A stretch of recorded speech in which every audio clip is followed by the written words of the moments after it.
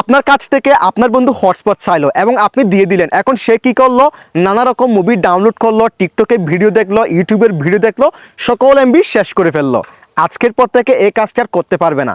এখন থেকে আপনি যে কাউকে হটস্পট দেওয়ার সময় আপনি এমবি লিমিট করে তাকে ইউজ করার জন্য হটস্পট দিতে পারবেন। সেটা হতে পারে আপনি 100 এমবি ইউজ করতে দিতে পারেন, 50 এমবি ইউজ করে দিতে পারেন। আপনার ইচ্ছে মতো আপনি একটা লিমিট করে দিবেন, সে এমবিগুলো ইউজ করতে পারবে।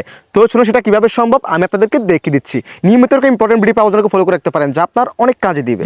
সো ফার্স্ট অফ অল আপনি আপনার ফোনের হটস্পটে যে আইকনটা আছে এটাকে টিপে ধরবেন। এইভাবে টিপে ধরার পর এখান থেকে ওয়ান টাইম ডাটা লিমিট এই অপশনে ক্লিক করে দিবেন।